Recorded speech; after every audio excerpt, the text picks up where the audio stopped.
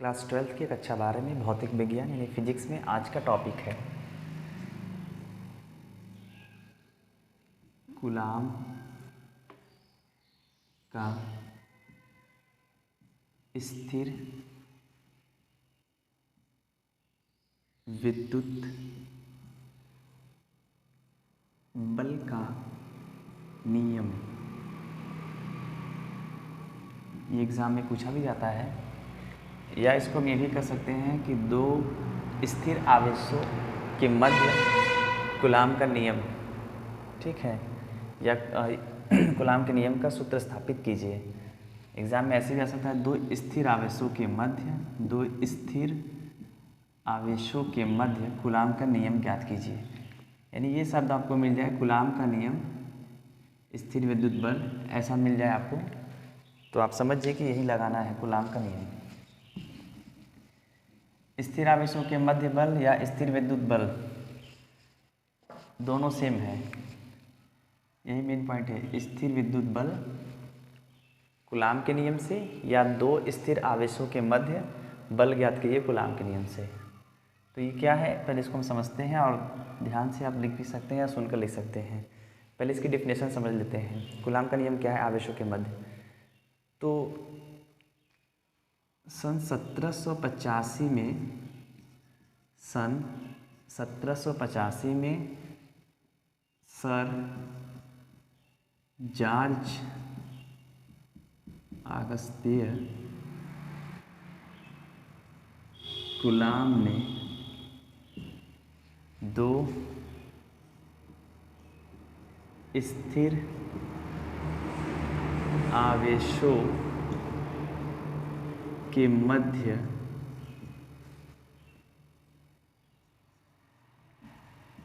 कार्यरत आकर्षण या प्रतिकर्षण, लिख लीजिएगा, प्रतिकर्षण बल का सूत्र स्थापित किया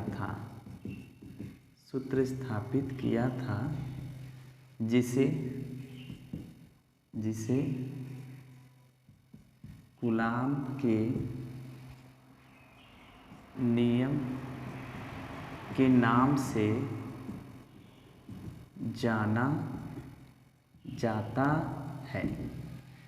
ये इसकी जो है छोटी सी डिफिनेशन है, एक परिभाषा है कि दो स्थिर आवेशों के मध्य कूलाम का क्या नियम है या कूलाम का स्थिर विद्युत बल का क्या नियम है।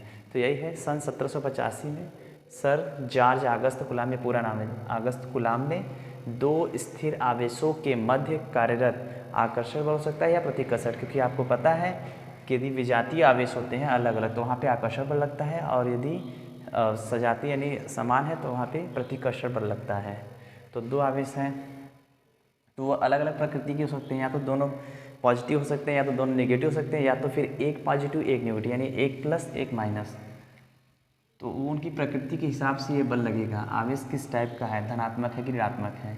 तो जो बल लगेगा उन आवेशों के मध्य, दो स्थिर आवेशों के मध्य जो बल लगेगा उस बल के बीच उन्होंने एक बल की खोज की थी या बल का सूत्र का नियम दिया था, जिसे कूलाम के नियम के नाम से जाना जाता है। तो एक बार रिपीट कर लीजिए। सन 1785 में सर ऑगस्ट कूलाम ने दो स्थिर आवेशों के मध्य कार्यरत आकर्षण या प्रतिकर्षण बल के सूत्र की स्थापित किया था या सूत्र प्राप्त किया था, जिसे कूलाम के नियम के नाम से जाना जाता है।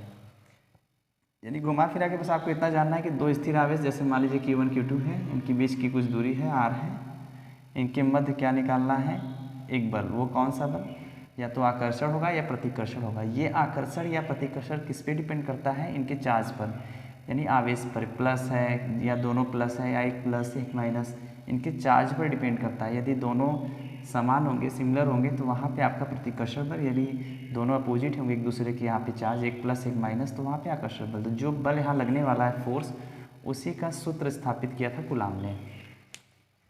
आइए इसको देखते हैं कैसे किया था।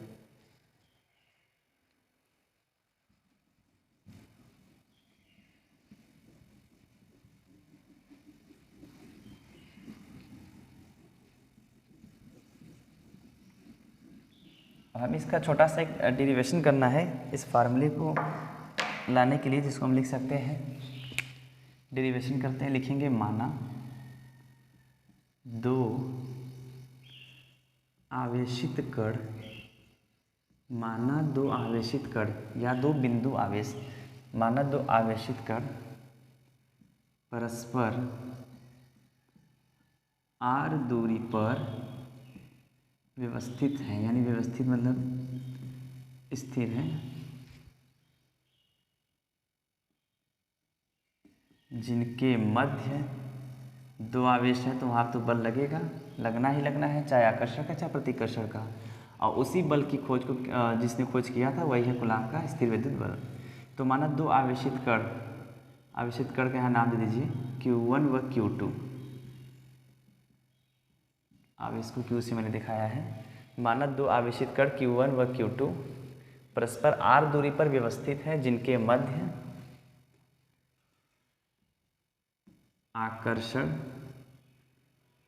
आकर्षण या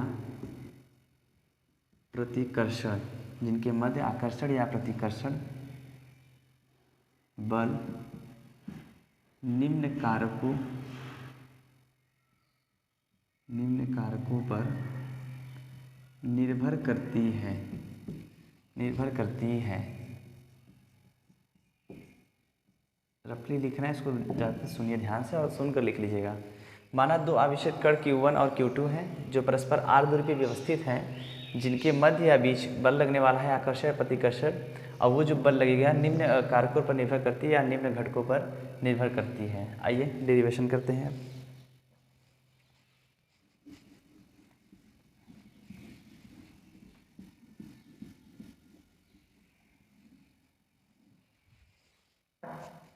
तो सबसे पहले माना दो आवेश Q1 व Q2।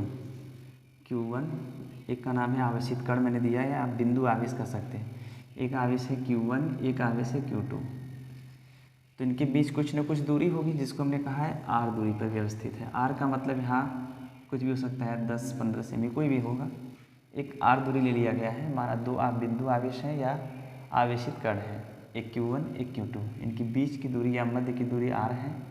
इनके बीच हमें आकर्षण या प्रतिकर्षण बल, आकर्षण या प्रतिकर्षण बल स्थापित करना है, और वो किसने दिया था? कूलाम ने। ठीक है, जो निम्न कारकों पर निर्भर करती है। जैसे मैं कहूँ केस नंबर 1 या स्थिति नंबर 1, पहली वो बात क्या है? इनके, या लिख देते हैं, स्थिर आवेशों के मध्य बल इन आवेशों के परिमाण मतलब इनके मान, परिमाण के गुणनफल के समानुपाती होते हैं।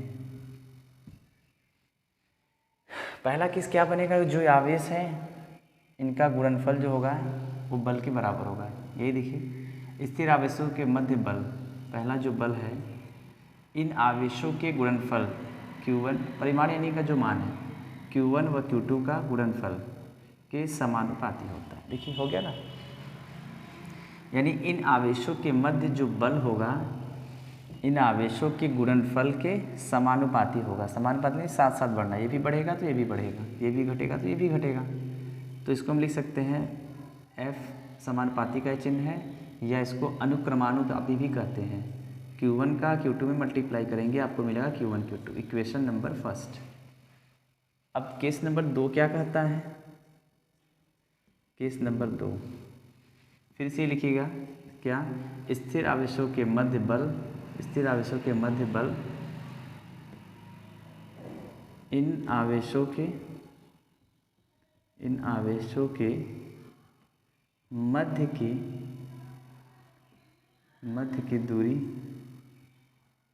के वर्ग के, मध्य की दूरी के वर्ग के व्युत्क्रमानुपाती होता है। व्युत्क्रमानुपाती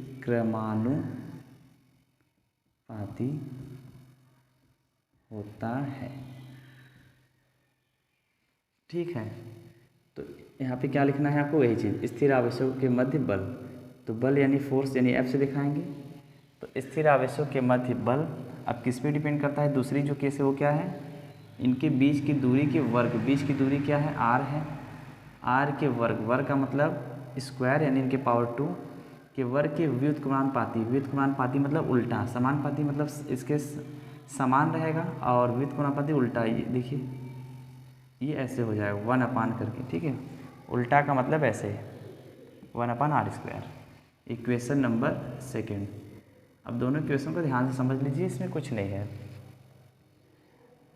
पहला क्या होता है, जो आवेशों का गुणनफल, जो बल होगा आवेशों के गुणनफल के समानुपाती, और दूसरा नियम क्या होगा कि इन जो बल होगा इन आवेशों के बीच की दूरी के वर्ग के व्युत्क्रमानुपाती उल्टा, यानी आवेशों का जो गुणनफल होता है उनके समानुपाती होता है और बीच की दूरी के वर्ग यानी घात 2 वर्ग के व्युत्क्रमानुपाती यानी उल्टा होता है। उसके बाद आप समीकरण 1 और 2 को ध्यान से देखिए। तो समीकरण यहाँ पे मैं लिख रहा हूँ, समीकरण 1 व 2 से कंपेयर कर लीजिए। F देखिए लेफ्ट साइड है, तो F समानुपाती ये मल्टीप्लाई हो जाएगा Q1 Q2, यहाँ पे मल्टीप्लाई हो जाएगा Q1 Q2 का किस में, इंटू 1/r² में। तो F समानुपाती Q1 Q2/r²। जैसे ही समानुपाती का निशान हटाएंगे, चिन्ह हटाएंगे, वहाँ पे कुछ ना कुछ नियतांक यानी कांस्टेंट आ जाता है। तो यहाँ पे कांस्टेंट क्या होगा, तो K आएगा, F बराबर K Q1 Q2/r²। यहाँ पे इसका चिन्ह हटाएंगे समानुपाती का। जब भी हम समानुपाती का निशान हटाते हैं या चिन्ह हटाते हैं तो वहाँ कोई ना कोई नियतांक आता है। तो यहाँ पे नियतांक क्या है, K है, तो इसकी जगह पे आ गया K, और इस चिन्ह को हटा के बराबर का निशान लाए हैं, ठीक। जैसे ही चिन्ह हटाएंगे वहाँ पे बराबर का निशान आएगा और वहाँ पे कोई ना कोई नियतांक आता है, जो कि यहाँ पे K आया है। मैं यहाँ लिख देता हूँ, जहाँ F क्या है आपका आकर्षण प्रतिकर्षण बल जो लगने वाला होगा, K क्या है, तो K इक्वल टू क्या होता है, K इक्वल समानुपातिक नियतांक, या इसको हम कह सकते हैं K को, यहाँ पे हम K को ये भी कह सकते हैं कूलाम नियतांक। कूलाम नियतांक यानी इनकी जो वैल्यू होती है वो फिक्स होती है, नियतांक यानी मान फिक्स होता है एकदम। अब आगे देखिए, यदि CGS पद्धति, अच्छा यहाँ पे बल है तो बल का मात्रक होता है न्यूटन, हम लिख सकते हैं, फार्मूला तो आपका आ गया। आगे के देखिए, यदि CGS पद्धति में क्या होता है, K का मान, तो K का मान 1 होता है, 1 होता है। तो यहाँ रखेंगे F इक्वल टू K का वैल्यू 1 रखेंगे तो 1 इंटू Q1 Q2/r²। तो F इक्वल टू हमें क्या मिलेगा, Q1 Q2/r², ये फार्मूला मिलेगा। और MKS सिस्टम यानी MKS पद्धति में क्या होता है कि K की जो वैल्यू होती है 1/4πε0, इसको क्या कहते हैं, मैं यहाँ लिख दे रहा हूँ, इसको पढ़ते हैं एप्साइलन, और जो छोटा से ज़ीरो टाइप का है इसको जीरो पढ़ते हैं या नॉट पढ़ते हैं, ज़ीरो या नॉट। तो MKS पद्धति में K का मान होता है 1/4πε0। एप्सिलॉन का मतलब क्या होता है, मैं यहाँ लिख दे रहा हूँ, जहाँ एप्सिलॉन मतलब होता है निर्वात